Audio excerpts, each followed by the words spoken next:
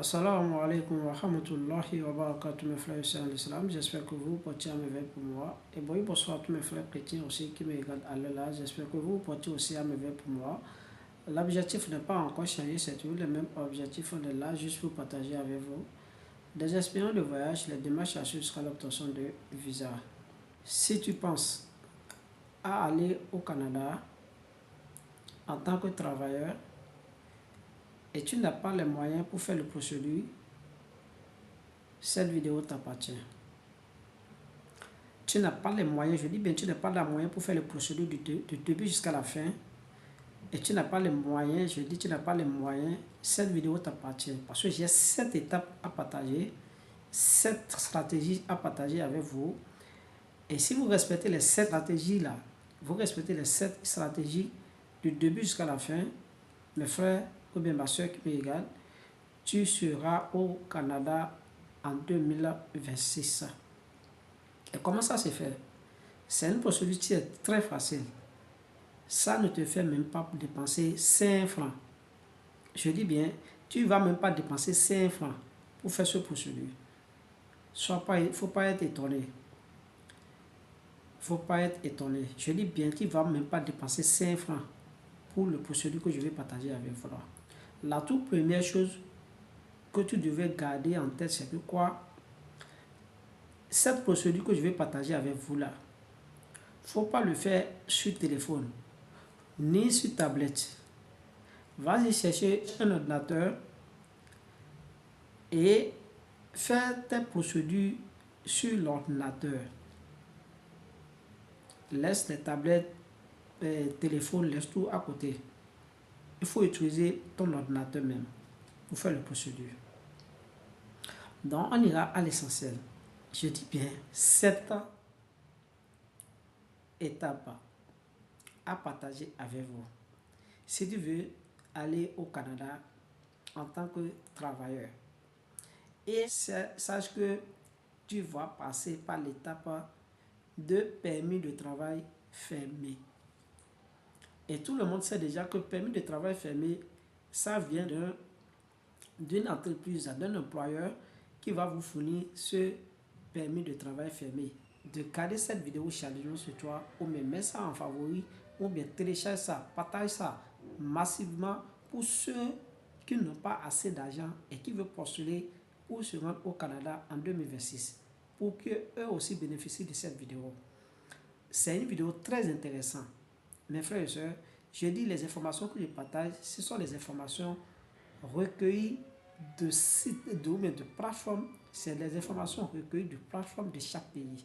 Je n'invente rien au hasard, je ne dis rien au hasard. La toute première chose que je vais partager avec vous, c'est de connaître d'abord l'intitulé de ton métier d'abord. De connaître l'intitulé de ton métier. Parce que quoi, beaucoup ne connaissent pas, nous sommes en Afrique, beaucoup en Afrique ne connaissent pas leur métier. Vous voyez, beaucoup, je dis bien beaucoup même ne connaissent pas leur métier. C'est pas ce que nous on raconte ici en Afrique, non. Après ça là, il faut connaître le numéro, comment on appelle, le CNP de ton métier aussi. Parce qu'il y a des codes là. Tout ce que je sais de dire là, si tu pars sur si tu pars sur IXCC, tu verras tout ici là. Vous voyez non? Le nom là, d'abord, maçon, il y a son nom. Chauffeur, il y a son nom. Sage-femme, il y a son nom. Comptable, il y a son nom. C'est pas ce que nous on dit là. C'est pas les maçons que nous on dit là, que tu vas dire encore là-bas. Non. Donc, il faut d'abord avoir la connaissance sur ton métier d'abord, l'institut de ton métier d'abord. Il faut avoir le nom de ton métier d'abord. D'abord, donc après avoir fait ça là, tu as déjà la connaissance sur le nom de ton métier. Vous voyez non? Tu as déjà le nom de ton métier. Après maintenant, cherchez maintenant le code CNP. Le code CNP signifie Classification nationale des professions. La classification nationale des professions là, toutes les classifications là sont classées par nom, pas des nombres quoi. Au Canada, ces classifications là sont classées par des nombres. Maçon a son numéro, infirmier a son numéro, enseignant a son numéro. Vous voyez? Mais tu iras d'abord faire les recherches d'abord et voir le numéro, le nom du métier après le code CNP. Voilà la toute première chose que je vais souligner avec vous. Donc, en dehors de ça, la deuxième point que j'ai encore à souligner pour vous, c'est de devoir rédiger ton CV et de la lettre de motivation, encore appelée la lettre de présentation. Si tu n'as pas le CV, format canadien et ta lettre de motivation ou la lettre de présentation, c'est le même nom. Si tu n'as pas ces deux choses-là, mon frère ou bien ma soeur, tu n'as rien à faire. On vient de citer la première étape. Voilà la deuxième étape. La deuxième étape maintenant, il faut avoir d'abord ton CV, format canadien, et éviter comment on appelle, les CV avec des photos. Moi, j'interdis ça à beaucoup de gens de ne même pas faire le CV avec ces photos. Non. Oublie ta photo d'abord. Et j'ai déjà fait la vidéo aussi, comment faire ton CV format canadien et la lettre de motivation. Vous pouvez faire recours en arrière, voir mes vidéos que j'avais fait passer. J'ai déjà présenté comment ça se passe. Et là où vous pouvez aller pour voir une bonne CV et vous pouvez mettre en votre information. Vous allez télécharger ça et rectifier les informations qui est sur ça en votre information, c'est tout. Vous allez changer les informations qui est sur le format du CV que vous avez téléchargé en votre information et c'est tout. Vous voyez, non? Donc, avoir le CV et la lettre de motivation, voilà les deux. Vous pouvez aussi aller, pour avoir une bonne CV, vous pouvez aller aussi sur le site de www.quebec.ca pour télécharger une CV format canadien et vous allez juste rectifier les informations qui sont dedans en votre information. Et c'est très simple. Voilà aussi comment trouver une CV format canadien. Vous voyez, même la lettre de motivation aussi, gratuit, sans rien payer. La deuxième étape, voilà la deuxième étape. Tout ce que je viens de citer là, c'est gratuit. C'est gratuit. C'est gratuit. Tu n'as rien à payer à personne. Il faut juste respecter les critères. Donc voilà la troisième étape maintenant. La troisième étape, c'est de rechercher un emploi. Mais comment faire des recherches des emplois si tu n'es pas au Canada et tu es en dehors du Canada? C'est très simple. C'est très très simple. Il y a des sites. Il y a beaucoup de sites. Il y a beaucoup de sites sur lesquels vous pouvez se rendre pour faire des recherches des emplois. Il y a comme Québec International, il y a Indeed, il y a recrutement Afrique subsaharienne. Oui, Afrique subsaharienne aussi. Afrique subsaharienne, vous pouvez aller faire des recherches pour rechercher des emplois. Et c'est pas que aujourd'hui je viens sur ces sites-là, je fais recherche aujourd'hui, je vais attendre encore une semaine pour faire encore des recherches. Non, faut faire de recherche, faut faire ton recherche d'un emploi chaque jour. Ça se fait chaque jour. Si tu n'es pas au Canada, même ceux qui sont au Canada font ça chaque jour. Soit tu n'es pas au Canada, tu es en dehors du Canada, il faut faire des recherches d'emploi chaque jour. Je dis bien chaque jour, il faut le faire chaque jour. Il ne faut pas faire ça sur ton téléphone. Je l'ai déjà dit, il ne faut pas faire ça sur ton tablette. Il faut faire ça sur un ordinateur. Je dis bien sur un ordinateur pour faire des recherches d'emploi. Et il faut le faire chaque jour. Je dis mais il faut le faire chaque jour. Le recherche d'emploi, il faut le faire chaque jour. Voilà la troisième point à souligner encore. La troisième étape que vous devez garder jalousement. Je viens déjà décider la première, la deuxième, voilà la troisième. Il y a le site on peut appeler encore Kijiji. Kijiji aussi. C'est un site aussi où tu peux faire des recherches. Tous ces sites-là, ce sont les sites de chaque province pour faire des recherches d'emploi. Vous voyez, non? C'est chaque province. Je viens de faire une vidéo tout récemment aussi maintenant. Tout récemment concernant le programme de côté de Alberta. Vous voyez, non? De côté de Alberta. Comment faire des recherches, comment faire des recherches d'emploi. Je viens de faire cette vidéo sur ça, sur Alberta, tout récemment. Voilà un exemple. Si tu n'es pas au Canada, tu peux faire des recherches d'emploi à distance. sur ces sites-là. Et c'est très important, c'est très fiable. Et le recherche se fait chaque jour. Je dis bien chaque jour. Si vous avez un souci sur ce que je suis en train de te partager avec vous là, voilà mon numéro WhatsApp. Écrivez-moi sur mon numéro WhatsApp, c'est très simple.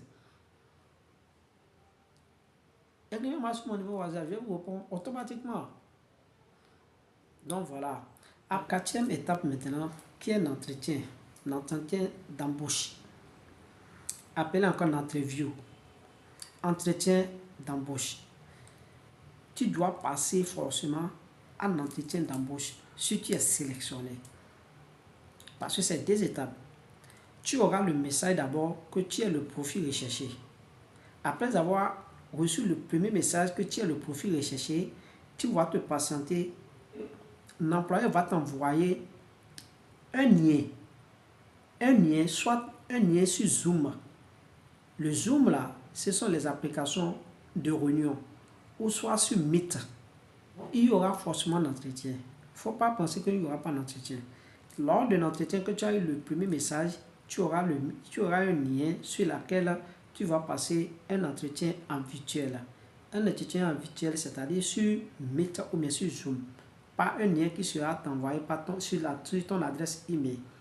Lorsque tu auras le lien, tu auras la date, l'heure de lancement du rendez-vous. Poser des questions comme un entretien pour une demande de visa comme il faut. Lors de l'entretien, il ne faut pas penser que tu auras le visa. Tu es déjà accepté, non. Lors de l'entretien, il peut même te refuser d'après les questions qu'il va te poser et la manière dont tu vas répondre à ces questions. Si tu as bien répondu à sa question, il peut t'accepter et t'envoyer le contrat de travail. Je suis sur la 4e étape. Donc, lors de l'entretien, il faut être vigilant. Parce que c'est les questions qui vont te poser, sont les questions par rapport à ton métier. À ton métier, ce que tu fais là. Parce que c'est un profil recherché. Et tu as le profil, tu as le diplôme de ce travail et tu es sélectionné. Donc, une fois sélectionné, donc tu es capable de répondre à toutes les questions qui vont te poser sur ton métier. Mais si tu es incapable de répondre à toutes les questions qui vont te poser, donc tu es disqualifié automatiquement. Si quelqu'un te dit qu'il n'y a pas d'entretien, c'est un arnaqueur, c'est un menteur. Il y a forcément un entretien. Pour se rendre au Canada, il y a forcément un entretien en tant que travailleur qualifié pour avoir le permis de travail fermé. Je dis bien, permis de travail fermé. Maintenant, le contrat de travail, qui est la 5e étape. Le contrat de travail, c'est un document que tu vas signer, qu'une entreprise depuis le Canada va t'envoyer. Sur le contrat de travail, l'entreprise peut même, sur le contrat de travail, que tu vas rester au sein de l'entreprise pour 3 ans, soit pour 2 ans, soit pour 4 ans, ça dépend. Cela signifie que si tu signes le contrat de travail, tu vas travailler là durant les 3 ans, mais les 4 ans. Vous voyez, non? Le contrat de travail s'obtient après l'entretien. Si tu passes l'entretien et tu es sélectionné, tu auras le contrat de travail dans ton adresse email. Et tu vas signer et scanner le renvoyer à nouveau. Le contrat de travail est différent du permis de travail. Le contrat de travail est un engagement entre toi et l'entreprise. Je dis bien, le contrat de travail est différent du permis de travail. Il faut qu'on se comprenne. Parce que le contrat de travail, c'est un engagement entre toi et l'entreprise. Parce que une fois signé le contrat de travail, tu ne peux pas, une fois sur le territoire canadien, tu ne peux pas aller dans une autre entreprise pour travailler. Tu restes au sein de l'entreprise là pour travailler durant toute l'année que tu as signé. Si c'est 3 ans, tu vas rester là pour 3 ans. Si c'est 4 ans, tu vas rester là pour 4 ans. Donc voilà. Donc on passe à la 6e étape maintenant. La 6e étape, c'est EIMT, qui est l'étude d'impact sur le marché du travail. EIMT, qui est l'étude d'impact sur le marché du travail. Si tu veux immigrer au Canada en tant que travailleur temporaire, si tu es un étranger, il te faut le EIMT. L'entreprise va t'envoyer le numéro. Une fois le contrat signé, l'entreprise est en charge et se chargera de t'envoyer un IMT, une IMT que tu joindras à ta demande de visa. C'est forcé. Ils vont t'envoyer le numéro. Tu ne peux pas aller sans un IMT. Et tout ça là, c'est l'entreprise qui va aller demander ça pour toi et t'envoyer ça. Il va aller demander ça à l'État canadien et il va t'envoyer ça sur ton adresse email. Et une fois que tu as le contrat de travail et tu as le copie de EIMT, maintenant, la demande de visa, qui est la 7e étape. La 7e étape qui est la demande de visa. Donc, tu as déjà ce qu'il te faut, va sur le portail IRCC. Vous voyez là, va là-bas. Rien, tout ça là, le visa se demande sur le plateforme du gouvernement Canada. Va sur le site www.canada.ca pour faire le demande. Parce que tu as déjà tous les papiers qu'il faut pour le procédure même. Voilà les 7 étapes que j'ai à citer avec vous. Voilà les 7 étapes. Si tu respectes les 7 étapes là, mon frère ou bien ma soeur qui me regarde, tu es déjà au Canada. En 2026, tu es déjà au Canada. Et c'est très simple. Ce que je viens de citer, du début jusqu'à la fin maintenant, ça ne te coûtera même pas 5 francs CFA. Tout est gratuit. Pour ceux qui aiment les choses gratuites. Et ceux qui n'ont pas la capacité. Donc voilà, les démarches se font en ligne.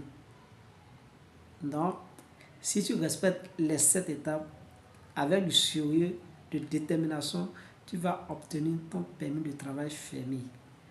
C'est les étapes que moi-même j'ai essayé. J'ai essayé, c'est pas que tout ce que je viens de citer là, c'est pas que j'ai regardé en dehors. Non, non, non. C'est l'étape que j'ai essayé. Et ce sont les étapes fiables. Mais il faut avoir le temps pour le faire. Tu dois le faire chaque jour sur la plateforme. Tu vas le faire chaque jour.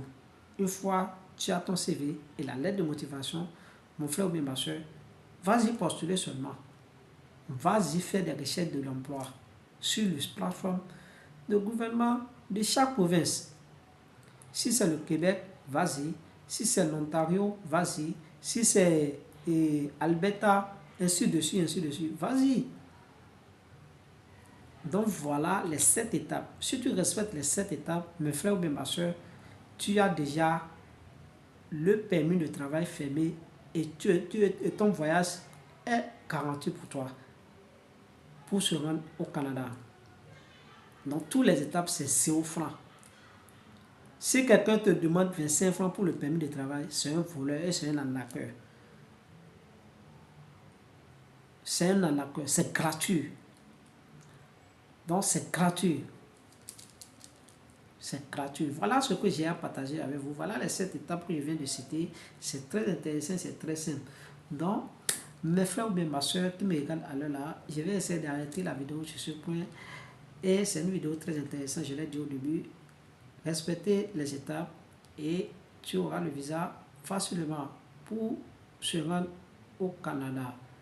À la prochaine pour les autres vidéos.